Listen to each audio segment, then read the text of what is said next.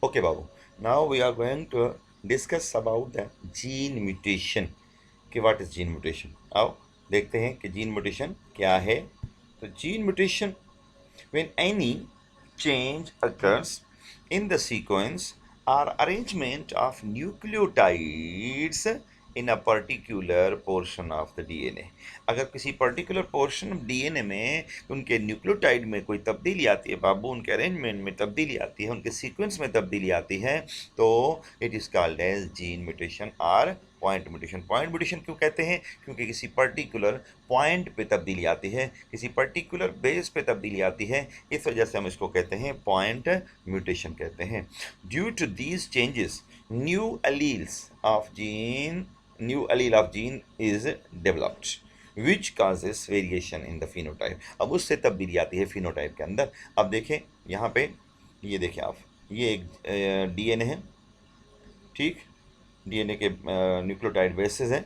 अच्छा, ये नॉर्मल, इसके अंदर सीक्वेंस आप चेक करें, इसमें सीक्वेंस चेक करें, चलिए। अब इसके अंदर सीक्वेंस चेक करें, ये सीक्वेंस चेक करें, ये देखें। अच्छा, यहाँ पे सी है, जी है, ए है, सी जी ए, ठीक है। अच्छा, यहाँ पे आए, इसमें सीक्वेंस चेक करें, ये सीक्वेंस आप चेक करते जाएं, सी जी ए जी, A T A C A T, ठीक, ये आपने सीक्वेंस चेंज कर ली। लेकिन यहाँ पे इसमें म्यूटेशन है, सी जी, आप देखें क्या है, ए। अब यहाँ पे बेस तब्दील हो गया, ठीक, यहाँ पे जी है ना, ये जी के बाद जी के बाद आ गया ए, तो यहाँ पे आ गई म्यूटेशन, ये तब्दीली आ गई, ये चेंज आ गई बेस में। अच्छा, यहाँ पे ए टी, आप देखें टी जी आ गई। अच्छा, यहाँ पे नॉर्मल जो सीक्वेंस थी वो टी थी, यहाँ पे टी के साथ टी होना चाहिए, लेकिन क्या आ गई, टी जी आ गई। तो इसका मतलब यहाँ पे भी तब्दीली आ गई है, प्रॉपर प्लेस पे तब्दीली जो जीन के अंदर आती है, इसको जीन म्यूटेशन, पॉइंट म्यूटेशन कहते हैं बाबू, यहाँ इसको जीन म्यूटेशन भी कहते हैं। अब देखो, ये जीन तब्दील हो चुका है, अब इसके अंदर वेरिएशन आ चुकी है, तो जाहिर बात है वेरिएशन आएगी, फॉर्म में भी वेरिएशन आएगी, तो इसको कहते हैं जीन म्यूटेशन।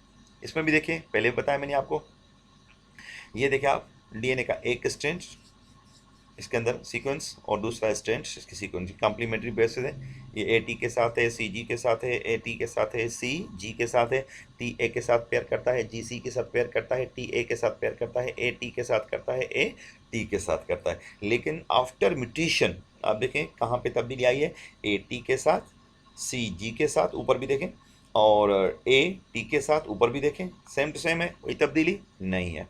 लेकिन आओ यहाँ पे क्या है, सी, और यहाँ पे है जी, ठीक, और इस म्यूटेशन के बाद क्या हो गया, ये देखें टी, और यहाँ पे है सी, यहाँ और जी, यहाँ पे क्या होना चाहिए था, यहाँ पे होना चाहिए था सी, लेकिन यहाँ पे तब्दीली आ गई, अब आ गया टी।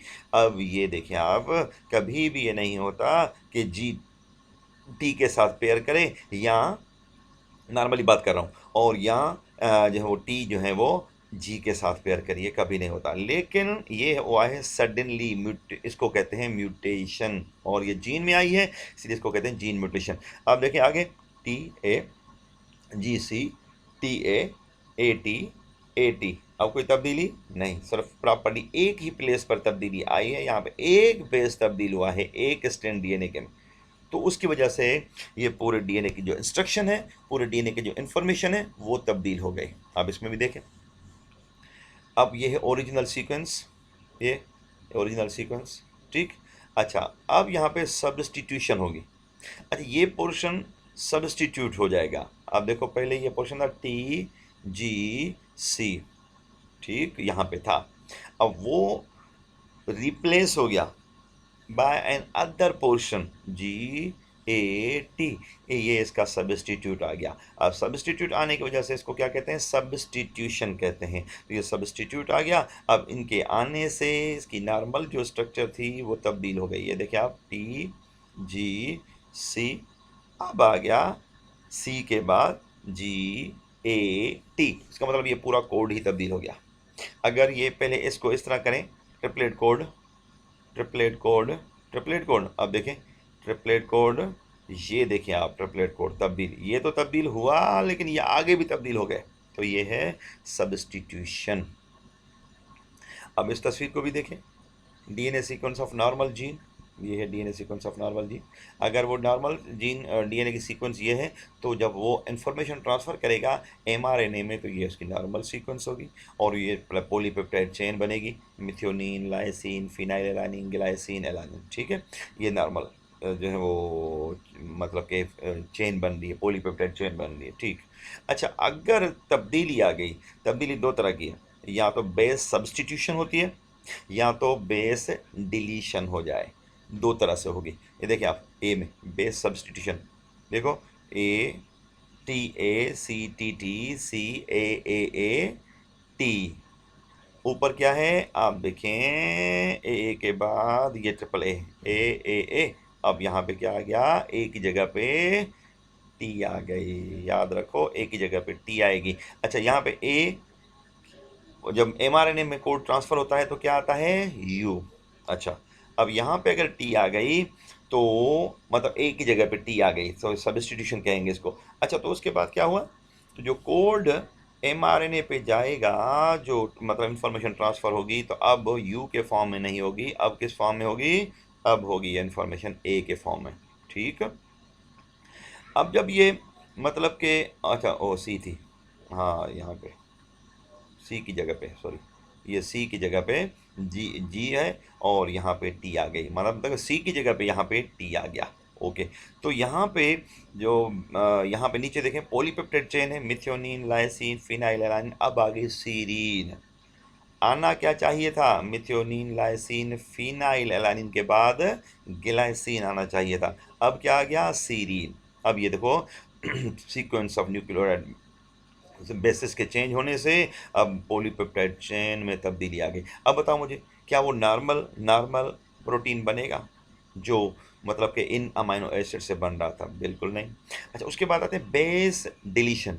अगर कोई एक बेस यहाँ से डिलीट हो जाए, जैसे मिसाल के तौर पे ए, ठीक, यहाँ से डिलीट हो गया, ठीक, जब ए डिलीट हो गया, यहाँ से एक ए निकल गया, कितने ए हैं ऊपर, तीन, 1 2 3, अब यहाँ पे कितने हैं, 1 2, अब जब ये डिलीट हो गया तो ये मतलब कि पूरी सीक्वेंस आगे चली जाएगी और सी आके ए के साथ मिल जाएगा, पेयर करेगा।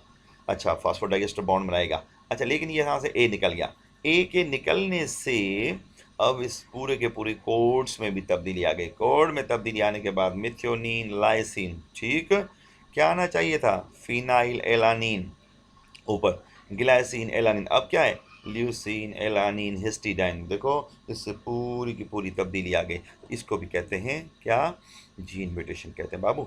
उसके बाद आते हैं कि दीज म्यूटेशंस में occur spontaneously during the process of DNA replication, या तो ये रेप्लिकेशन के दौरान ये तब्दीलियाँ आती हैं बाबू, जब डीएनए की रेप्लिकेशन होती है, जब डीएनए अपनी कॉपी बनाता है, तब ये तब्दीलियाँ आती हैं, are may be induced by various mutagens which are produced from various industrial societies, या तो डिफरेंट इंडस्ट्रियल सोसाइटीज़ से जो मतलब के निकलते हैं केमिकल्स, वो केमिकल म्यूटाजेंस बाबू, उनसे भी ये हो सकती हैं, या तो ये रिप्लिकेशन के दौरान हो सकती है। तो रिप्लिकेशन के दौरान होते हैं तो उनको कहते हैं स्पॉन्टेनियस म्यूटेशन कहते हैं। अगर वो कोई किसी फैक्टर की वजह से होती हैं, तो दूसरे फैक्टर की वजह से, तो फिर उनको कहते हैं क्या, इंड्यूस्ड म्यूटेशन। तो बाबू ये